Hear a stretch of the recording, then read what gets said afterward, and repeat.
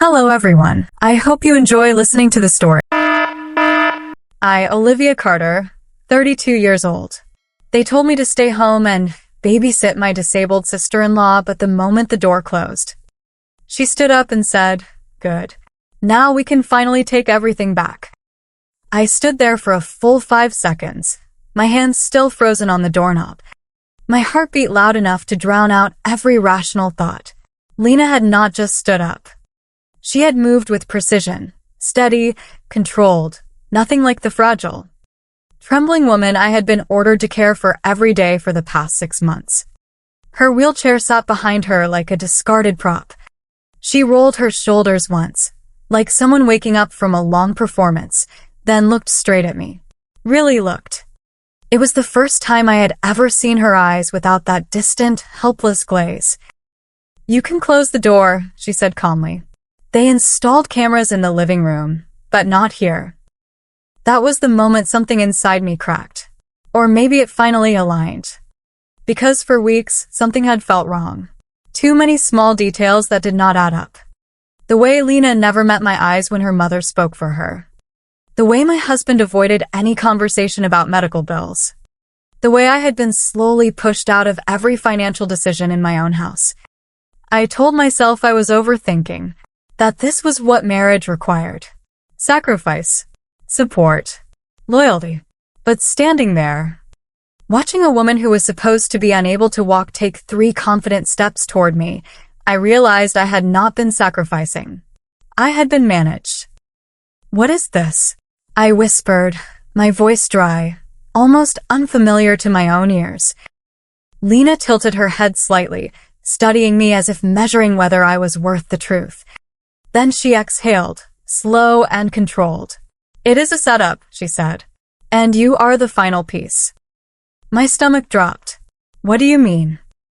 "They are planning to transfer everything," she continued, her tone flat, almost clinical. "The house, the accounts, anything in your name. You already signed the preliminary documents. Did you not? The ones your husband called insurance adjustments." My mind flashed back to the papers, the rushed explanations, the pressure, the smile he gave me when I signed. I felt heat rise up my neck, then cold settle deep in my chest. "That is not possible," I said, but even I could hear how weak it sounded. Lena let out a quiet, humorless laugh. "It is not only possible, it is already in motion." She stepped closer, lowering her voice. "And when it is done, you will not just lose the house. You will lose your legal standing to fight for it." I stared at her, my thoughts spiraling. "Why are you telling me this?" She held my gaze unblinking. "Because I am next." Silence filled the room, thick and suffocating. I felt it then. The shift. The moment where fear stopped being paralyzing and started becoming something sharper. Something dangerous. "If you think this is just another toxic family story," I said slowly, more to myself than to her, "then something tells me I have been wrong about everything." I did not sit down. I did not cry. I did not ask for comfort. I stood there, staring at Lena, trying to connect the woman in front of me with the one I had been spoon-feeding soup to just hours earlier. My hands were still shaking, but my mind was already racing ahead, picking apart every conversation, every document, every strange silence that I had ignored because I trusted the wrong people. "Start from the beginning," I said, forcing my voice to stay steady. "All of it." Lena nodded once, as if she had been waiting for that exact moment. She walked past me, not bothering with the wheelchair, and pulled open a drawer in the kitchen. From the back, she took out a thin folder, worn at the edges, and slid it across the table. "I was not always like this," she said quietly. 2 years ago, I was running my own design firm. I had full control of my inheritance. Then I got into a minor accident. Nothing serious, but they saw an opportunity. I opened the folder. Medical reports, prescriptions, signatures that looked familiar but not quite right. "These are fake," I said. "Not entirely," she replied. "They exaggerated everything. Paid the right doctors. declared me unfit to manage my own finances. Temporary guardianship. That was step 1. Her eyes hardened. Step 2 was isolation. They moved me back into this house, took over my accounts, limited who I could see, and then they needed a caretaker. Someone trustworthy, someone easy to control. My stomach twisted. Me. She gave a small nod. You were perfect. You already trusted them. You already loved him. She did not say my husband's name. She did not need to. I leaned against the counter, gripping the edge so hard my knuckles turned white. So everything, the job loss, the pressure to stay home. Engineered, she said. They needed you dependent. If you have no independent income, no separate financial identity, it becomes much easier to move assets without raising suspicion. She paused, watching my reaction carefully. You have been signing documents, have you not? I thought about the late nights, the stack of papers placed in front of me with rushed explanations. Just standard adjustments, he had said. Trust me. I let out a slow breath. I signed everything. Exactly what they wanted. Lena tapped the folder. But they made a mistake. I looked up. What mistake? They assumed I would stay quiet forever. For the first time, there was something else in her expression. Not fear. Not weakness. Something sharper. Controlled anger. I started recording everything, she continued. Every conversation. Every financial transfer. Every time they discussed their plans while thinking I was too broken to understand. She reached into her pocket and pulled out a small device. And what they are planning now, it is bigger than just taking your house. A cold weight settled in my chest. How much bigger? They are consolidating assets, she said. Yours. Mine. Anything they can access. Then they move everything under a corporate structure controlled by your husband. Once that is done, legally, we become irrelevant. She met my eyes again. You lose your house. I lose my inheritance. And we both lose the ability to fight back. The room felt smaller. The air heavier. I forced myself to think, to stay present. Why now? I asked. Why tell me today? Because they are accelerating, she said. There is a final document. The one that completes the transfer. They plan to have you sign it within the next 48 hours. My pulse spiked. And if I refuse? She gave me a look that said she had already considered that scenario. They will not give you the option. They will pressure you, manipulate you, or find a way to sign on your behalf. Her voice dropped slightly. They already have enough of your signature samples. For a moment, fear tried to take over again. The instinct to run, to confront, to break down. But something else pushed through it. Something colder, more focused. I straightened slowly, letting go of the counter. Then we do not refuse, I said. Lena raised an eyebrow. What? We let them think they are winning, I continued, my voice steadier now. We let them push forward. We let them bring everything out into the open. I felt it click into place as I spoke. And then we take it all back. There was a brief silence. Then slowly Lena smiled. Not wide, not warm, but sharp.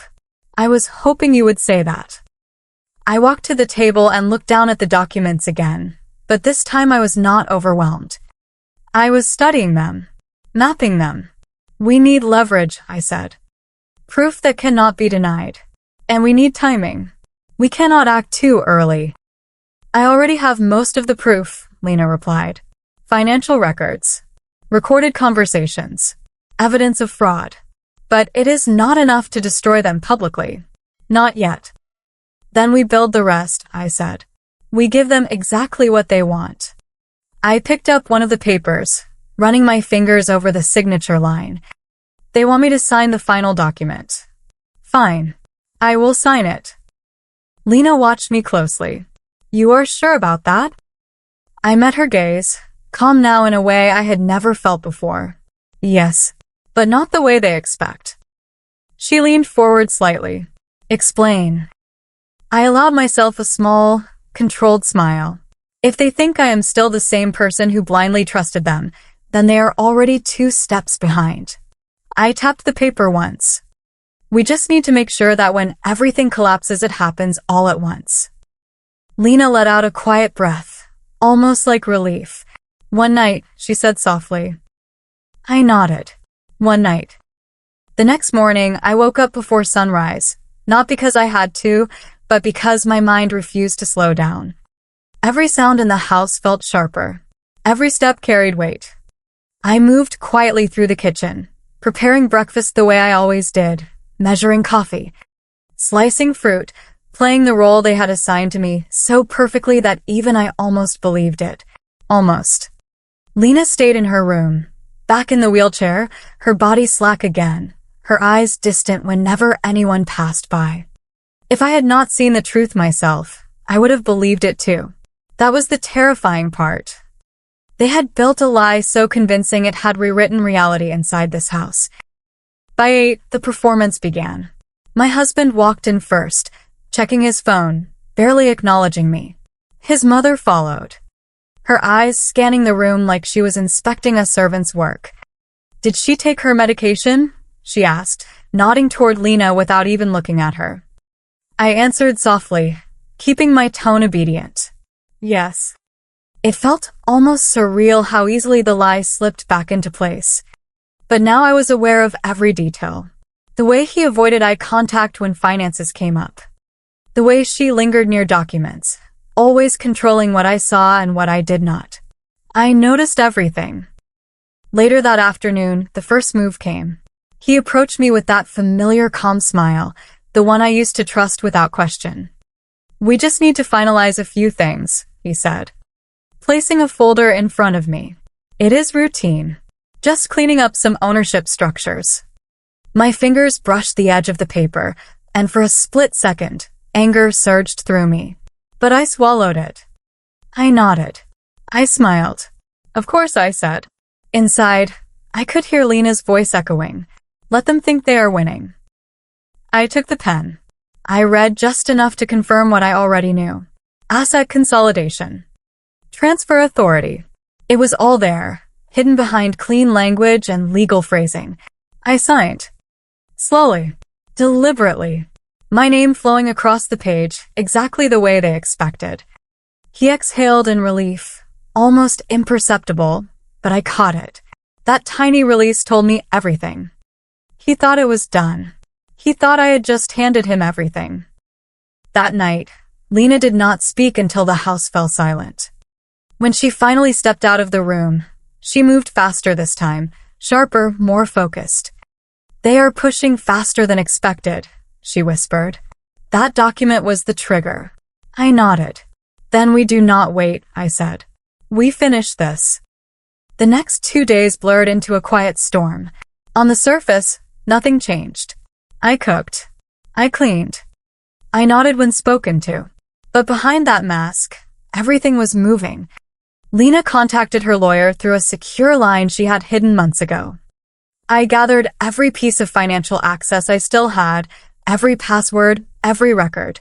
We cross-checked timelines, matched signatures, built the chain of evidence so tight it could not be broken. Every lie they had told, every illegal move they had made, it all connected. Then came the invitation. A family dinner. Formal. Celebratory. His mother announced it with that same smug tone she used whenever she believed she had secured control. We have good news to share, she said, glancing at my husband with satisfaction. It is time the family recognizes the new structure. I felt my chest tighten, but not with fear. With anticipation. This was it. The night they would declare victory. The night we would take everything back. The house was filled with people by evening. Extended family. Close friends. People who had always believed the version of events they were fed. I stood near the table, watching them laugh, watching them praise him, watching them treat me like I was already invisible. My husband raised his glass, calling for attention. Tonight marks a new chapter, he said. A stronger foundation for all of us. His words were smooth, practiced, empty. I glanced at Lena. She sat quietly, head lowered, playing her role to perfection. And as part of that, his mother added, stepping forward. Certain responsibilities have been reassigned. Some people simply are not suited for long-term decision-making. Her eyes flicked toward me, just for a second. Enough to make her point. The room murmured in agreement. I felt the heat rise in my chest again, but this time, I did not fight it. I let it sharpen me. He turned toward me, holding out a document. We just need one final confirmation, he said. For transparency, the audacity of it almost made me laugh. One final signature. One final step to erase me. I took the paper. I looked at it. Then I looked up at him. And for the first time, I did not hide anything in my expression. Are you sure about this? I asked quietly. He frowned slightly, confused. Of course. That was when Lena moved. Not slowly. Not weakly. She stood. Fully. Calmly. The chair behind her rolled back with a soft scrape that cut through the room like a blade. Every head turned. Every voice stopped. She took one step forward, then another, her posture straight, her gaze steady. I think we are done pretending, she said. Silence fell, heavy and absolute. His mother's face drained of color. My husband's hand froze mid-motion. For a moment, no one spoke. No one moved. And then I placed the document back on the table, untouched, and smiled just enough for them to understand. Everything was about to collapse. The silence did not break all at once. It cracked. Slowly. Unevenly. Like something fragile collapsing under pressure it could no longer hold. My husband was the first to react. His voice sharp, defensive, almost panicked. What is this supposed to mean? He demanded. Stepping toward Lena as if proximity alone could force her back into the role he had built for her. But she did not flinch. She did not hesitate. She kept walking, each step measured, deliberate. Until she stood at the center of the room where everyone could see her clearly, undeniably standing. You really should have checked the cameras more carefully, she said, her tone calm, almost conversational. You disabled the ones in the hallway during your private discussions, remember? She reached into her pocket and placed a small device on the table. A simple click, and the room filled with his voice. Clear. Confident. Cruel. Once she signs the final transfer, it is done. The house, the accounts. Everything consolidates under my control. She will not even realize until it is too late. A ripple moved through the crowd. Confusion first. Then disbelief. Then something darker. My husband lunged forward, trying to grab the device, but Lena was faster. She pulled it back, her eyes locking onto his with a calm that felt almost surgical. Do not, she said quietly. You have already said enough. His mother stepped in then, her composure cracking into something frantic. This is ridiculous, she snapped, her voice rising. You are sick. You are confused. You have always been unstable. She turned to the guests, forcing a strained smile. Please ignore this. She does not understand what she is saying. Actually, I said, finally stepping forward, my voice cutting clean through hers. She understands perfectly. Every eye turned to me. 4 months, I had been background noise. Invisible. Manageable. No. I felt every gaze settle on me with a weight that no longer intimidated me. It fueled me. I walked to the table and placed a second folder beside Lena's device. Thicker. Organized. Precise. We documented everything, I continued. Every transfer. Every forged authorization. Every falsified medical report used to declare her unfit. My husband's face shifted, the confidence draining out of it in real time. You are overreacting, he said quickly, his tone softening as he tried to regain control. This is all a misunderstanding. We were just trying to protect the family. Protect. Lena let out a quiet laugh, sharp and humorless. You isolated me, controlled my finances, and planned to erase her legal rights entirely. That is not protection. That is fraud. The word hung in the air, heavy and undeniable. I watched it land on every face in the room, watched the shift from curiosity to alarm.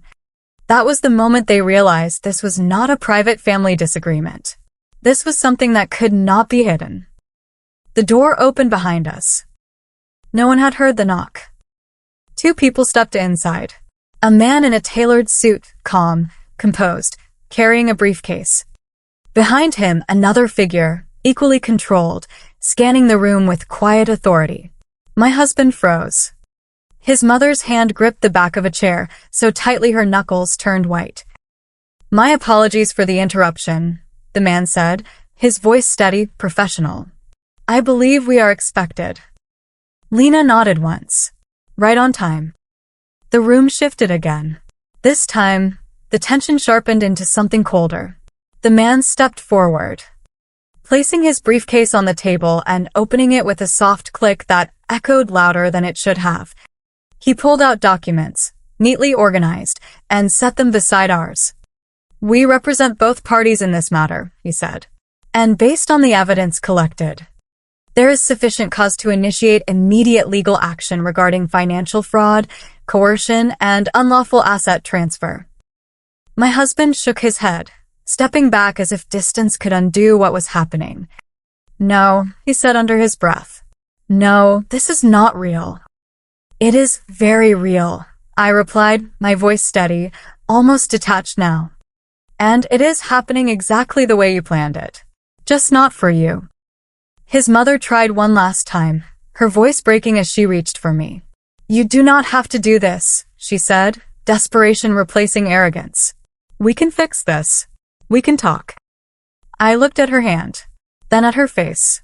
The same face that had watched me shrink day by day and said nothing. The same voice that had called me replaceable. I stepped back, just enough to make the distance clear. "You already did enough talking," I said quietly. The man in the suit continued, unfazed. "Effective immediately. All accounts associated with the disputed assets will be frozen pending investigation. Any attempt to move funds will be considered obstruction." He paused, then added, "Additionally, formal complaints have been filed regarding the falsification of medical records. That carries significant legal consequences." The room erupted then. Voices overlapping. Questions. Accusations. Panic rising in layers. My husband tried to speak, to regain control, but no one was listening to him anymore. His authority had collapsed the moment the truth entered the room.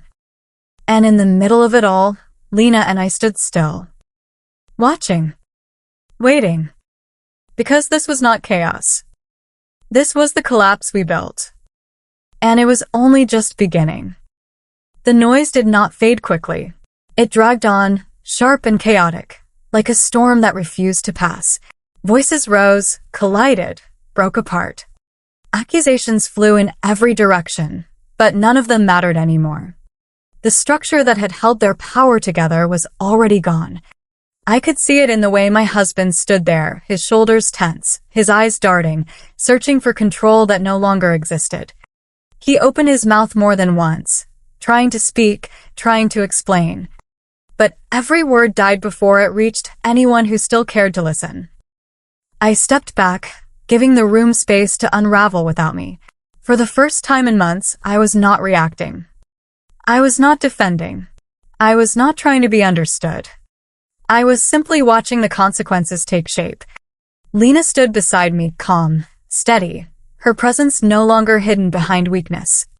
There was something almost quiet about the way we stood there, like the center of a storm that had finally reached its peak. The man in the suit continued speaking, his voice cutting through the chaos with clinical precision, outlining next steps, legal procedures, consequences that could not be negotiated away. Words like investigation, liability, and criminal exposure settled over the room like a weight no one could lift. My husband's face lost all color. His mother's earlier confidence had dissolved completely, replaced by something raw and desperate. She tried to reach out again, not with authority this time, but with fear.